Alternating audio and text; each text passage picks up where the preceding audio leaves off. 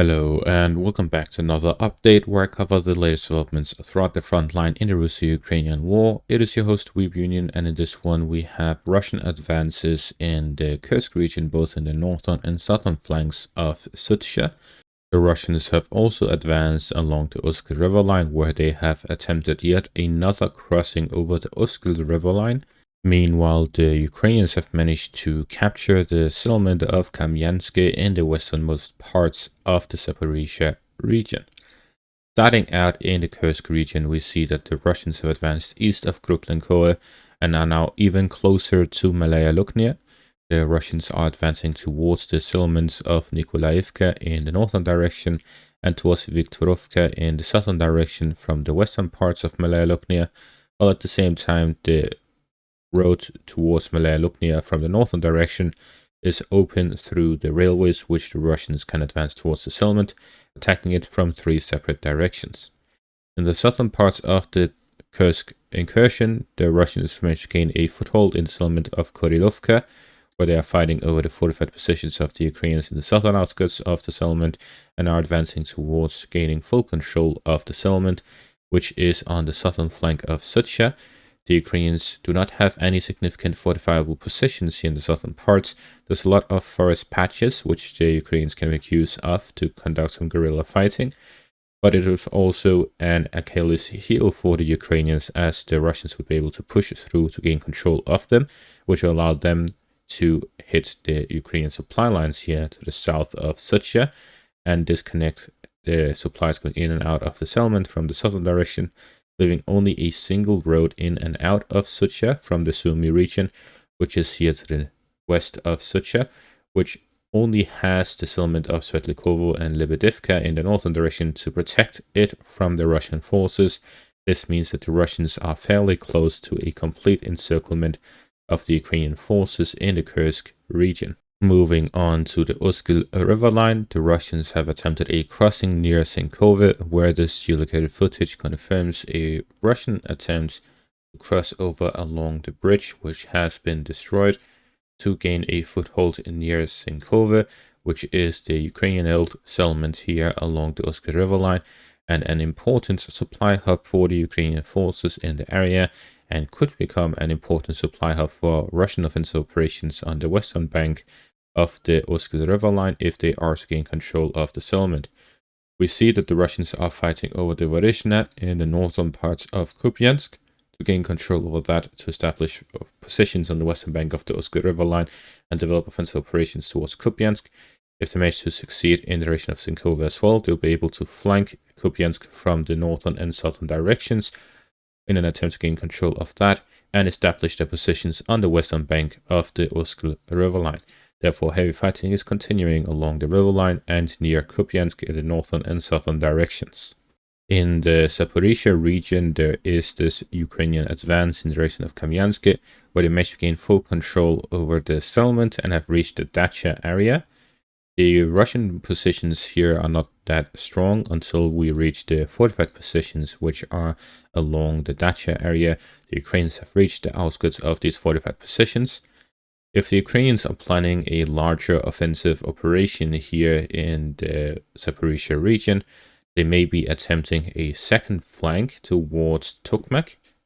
The previous summer offensive of the Ukrainians in 2023 was an objective to drive through Robotyne, break through the Russian first line of defense, reach Tokmak to gain control over that, and then drive all the way down to Melitopol in the southwest and Berdyansk in the southeast. An alternate route would be for the Ukrainians to advance along towards Vasilivka and then through the main highway from Vasilivka towards Tokmak and directly towards Melitopol to the south, and then advance along both roads to the north of Melitopol. This would be a more concentrated offensive operation, where the objective would be to concentrate their forces in one direction and make a large enough breakthrough to break through the Russian defensive lines and take advantage of that and push through the Russian defenses to reach the city of Melitopol, which would be beyond the entire Surovikin line and the defensive positions of the Russians, which would allow them to cut off the land bridge between the Russian territory and Crimea. The interesting part is if we take a look at the defensive positions, we see that it is mainly focused around the southwest to the eastern parts of Vasilivka. And if we take a look at the topographic map, we can see that unlike the Robotyne direction north of Tokmak, where there is high ground elevation, where Odehiv is located on the low ground, which means that the Ukrainians would have to fight an uphill battle all the way towards Robotyne until they gain control over the settlement, to then fight at a geographical advantage towards Tokmak.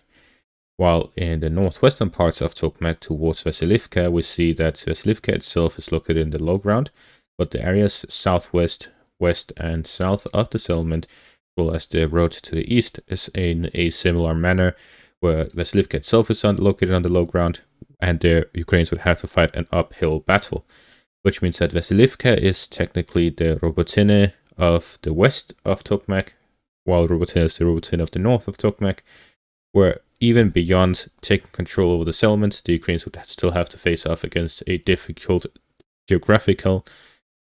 disadvantage, while at the same time the Russian defensive lines, which are prepared. However, the difference between this and the previous one would be the Ukrainians, instead of attacking at multiple front lines, like the Odehiv section of the front line, the Velika Novosilka direction along the Remivsky Ledge, in the Bakhmut direction,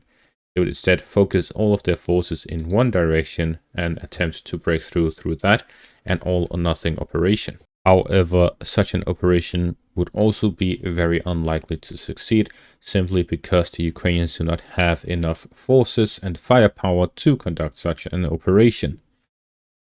Naturally speaking, the Ukrainians would need a significant manpower and equipment advantage to launch such a successful operation, considering the fortified positions of the Russians and the fact that the Russians are on the defensive. However, concentrating their forces in one direction has both a strength and a weakness. The strength is that they would be able to gain a localized advantage, while the Russian forces are to be spread across the entire defensive line.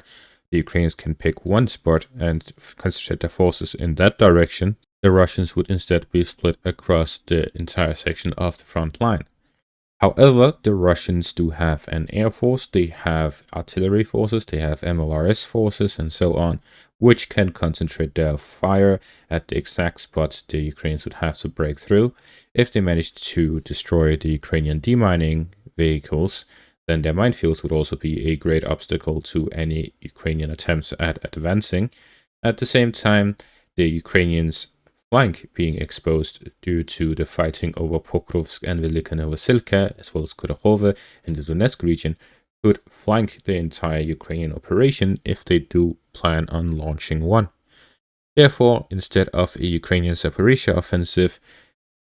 being a result of these recent advances, I believe it is more a Ukrainian opportunistic advance, where they're exploiting a gap in the Russian defenses, simply taking advantage of a lapse in the Russian defenses, the fact that this area itself is not well fortified, or it could also be an attempt by the Ukrainian forces to redirect the attention of Russian forces, which are now concentrating in the Kherson direction for a potential offensive in that direction.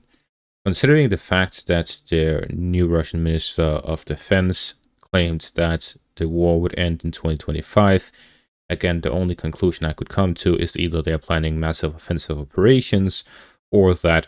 the Russian side believes that they will make a deal with Donald Trump, which will allow them to gain control over these four regions. It is likely that the Russians will launch a major operation to gain full control over these four regions, and all of these will be extremely difficult due to the Dnieper River line, which spans and separates the Russian positions from Kherson in the remaining parts of the Kherson region. Zaporizhzhia city itself is located on both banks of the Dnieper River, and parts of the region is also remaining under Ukrainian control. Therefore, it is difficult for the Russians to gain full control over these regions unless there's a peace deal or a complete collapse of Ukrainian forces. At the same time, there's also the question as to whether the Russians would be interested in capturing the Kharkiv region, the Odessa city, and Mykolaiv in the south to cut off the Ukrainians from the Black Sea, gain control over Russian-speaking cities, and so on. There is multiple questions that needs to be answered to get a proper understanding of the situation and the plan of the Russian forces.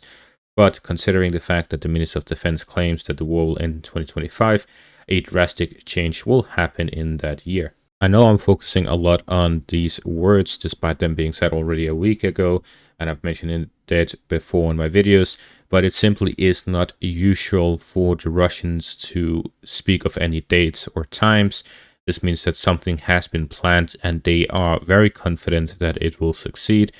And it is likely that this will include offensive operations because so far there's no indication that a deal has been reached in terms of between Russia, Ukraine, and Donald Trump in the United States,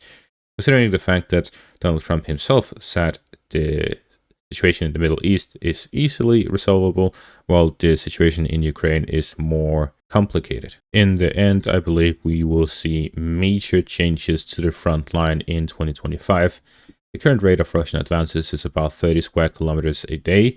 If the Russians want to gain full control over these 4 regions, they would need to advance on average 60 square kilometers a day through 2025, which would mean that they would have to double the current speed of advances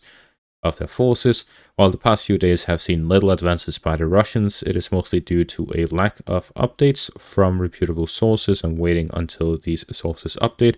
Deep State Map and Syriac Maps have not updated over the past 2 days, which means that all of these advances are based on geolocated footage. And that is going to be all for this update. Thank you all for watching. Make sure to leave a like, subscribe, check out my Patreon and YouTube membership for additional content. Thank you all for watching and have a great day.